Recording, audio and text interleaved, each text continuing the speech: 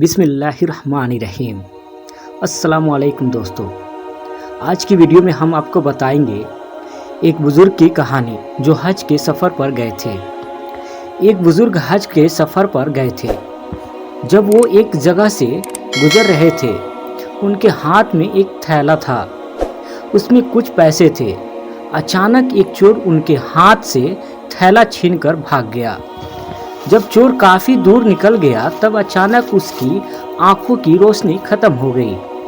आंखों की रोशनी जाते देख उस चोर ने रोना शुरू कर दिया। जब लोगों ने चोर से पूछा, भाई क्या हुआ, तो वो कहने लगा, मैंने एक आदमी का थैला छीना है।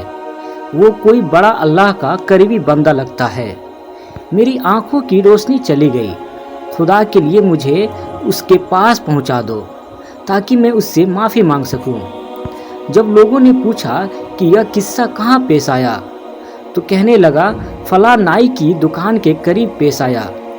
लोग उसको उस दुकान पर ले गए और नाई से पूछा कि इस तरह का कोई आदमी यहाँ से गुजरा है, क्या आप उसे जानते हो? उसने कहा, मुझे उसका घर तो पता नहीं, हाँ मगर नमाज के लिए वो आते जाते रहते हैं। अगली नमाज के लिए फिर आएंगे। ये लोग इंतज़ार में बैठ गए। वो बुजुर्ग अपने वक्त पर तशरीफ़ लाए। लोग उस चोर को उनके पास ले गए तो उस चोर ने जाकर उनके हाथ पांव पकड़ लिया कि मुझसे गलती हो गई, गुनाह हो गया, नादिम हूँ, शर्मिंदा हूँ, मेरी आंखों की रोशनी छीन गई। आप अपने पैसे वापस ले लीजिए और मुझे माफ़ कर दीजिए ताकि अल्लाह ताला मेरी आंखें ठीक कर दे। वो बुजुर्ग कहने लगे कि मैंने तो तुझे पहले ही माफ़ कर दिया। यह सुनकर चोर बड़ा हैरान हुआ। कहने लगा, हजरत मैं तो आपका थैला छीन कर भागा और आप कहते हैं कि माफ़ी मांगने से पहले ही माफ़ कर दिया। वो फरमाने लगे, हाँ मेरे दिल में कोई बात आ गई थी।